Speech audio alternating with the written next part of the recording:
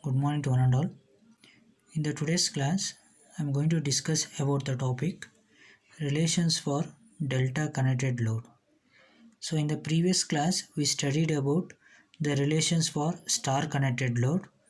The same manner, you have to derive the relations between line voltage, line current, phase voltage, and phase current for delta connected load. Okay. So this is the diagram for the delta connected load. These are all the three lines. R, Y, B are called three lines. So these are the line voltages V, R, Y, V, R, B or BR and V, Y, B. These three voltages are called line voltages. Line voltages are the voltages between any two lines is called line voltages. So the line currents are IR, IY and IB are called line currents. Okay. Here I connected the three loads in a delta manner. Okay. That's why I call this one as delta connected load. So three phase voltages are VRY, VYB and VBR. Phase voltage is the voltage between the phase voltage is a voltage across the load. Here you might may observe across this load the phase voltage is VRY. Across this load the phase voltage is VYB. Across this load the phase voltage is VBR. Then what is the phase current? The current flowing through the phase load is called phase current. The phase current IRY and then IYB and IB are phase currents. Right? So in the previous class we studied that in delta connected load the line voltage is equal to phase voltage. Right? So here you can observe this one. You take example as VRY. VRY is nothing but R and this is Y. Nothing but VRY is VRY. VYB means connected Y here and B here.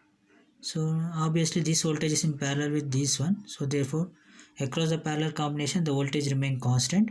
Therefore this is equal to this one. These are line voltages and these are the phase voltages.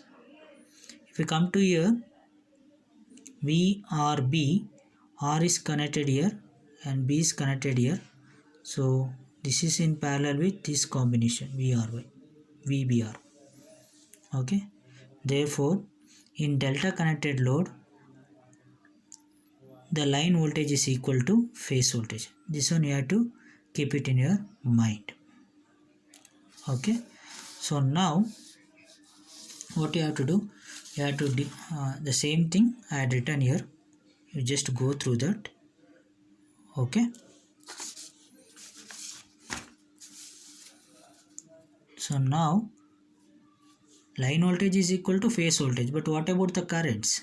Now we have to derive the relations between the line current and phase current. Okay.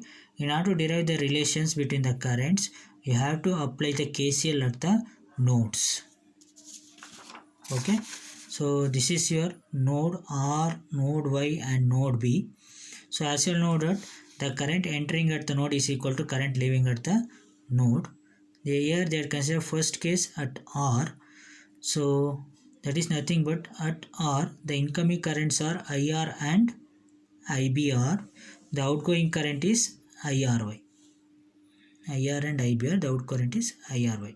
So if you find the expression for IR equals IRY minus IBR. In the same manner, you apply the KCL at BY.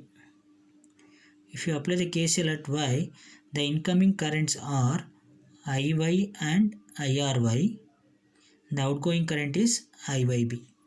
IR and IRY equals IYB. Get the expression for IY. In the similar manner, what you have to do, you apply the KCL at node B. Here at node B, the incoming currents are IB and IYB, the outgoing current is IBR. Therefore, IB plus IYB and the outgoing current is IBR. Okay, and get the expression for IB. Okay, now you have to draw the phasor diagram for IR. Okay, in order to draw the phasor diagram, so these are all the steps you have to follow it to draw the phasor diagram. Okay, you go through this. So directly I will draw the phasor diagram. Okay, so this is the phasor diagram you are supposed to get. Okay, so first what I will do here,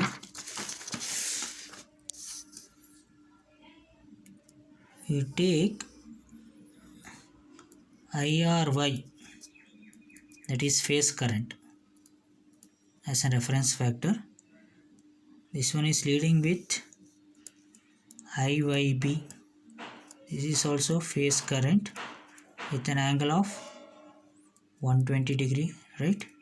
Again you have one more factor, IBR equals IPH. This factor is leading with respect to this one with an angle of 120 degree, and this angle is 120 degree, right? So now what you have to do, you consider the expression, that is IR equals IRY minus IBR. Okay, here you have IRY, you want to get IBR, that is negative IBR, so this is positive IBR. So you just extend this line. If you extend this line, this will be your minus IBR, nothing but phase current only. Then if you sum up minus IBR and IRY, then you will get IR, the resultant vector of these two. Okay, this is nothing but your IR, nothing but line current. Then you join these points. Here also you join these points. Okay, this is 120 degree. This is bisecting exactly half of this. Then this angle is 60 degree and this angle is 30 degree.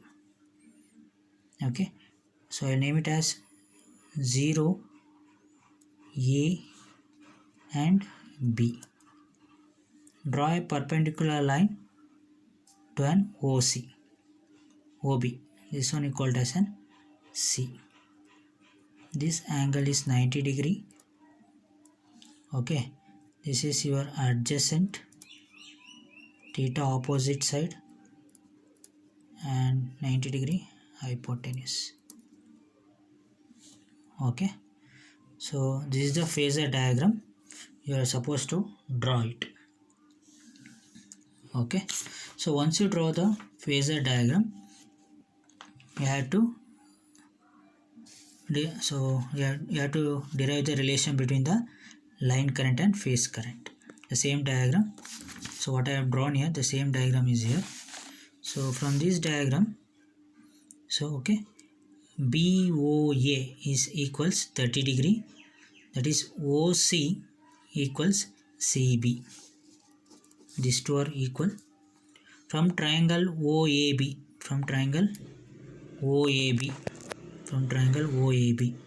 cos 30. Okay, from triangle OA, no, it's not AB, it's OAC. From triangle OAC, cos 30 is nothing but OC by OA. OC by OA, that is adjacent by hypotenuse.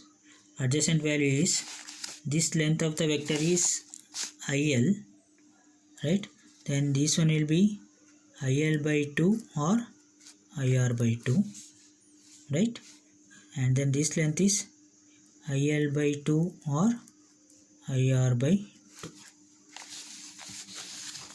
Okay, so cos 30 equals OC by OA, adjacent by hypotenuse, that is nothing but IR by 2 is equal to IL by 2 divided by Hypotenuse value is, what's the hypotenuse value? IRY.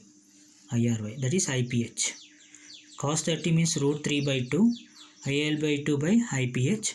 You simplify it, then you will get IL is equal to root 3 times of IPH. Therefore, in delta connection, as you know that line voltage is equal to phase voltage, but the line current is equal to root 3 times of phase current. Okay. I hope you understood how to draw this phasor diagram, right? So I will continue in the next class this concept. Okay, thank you.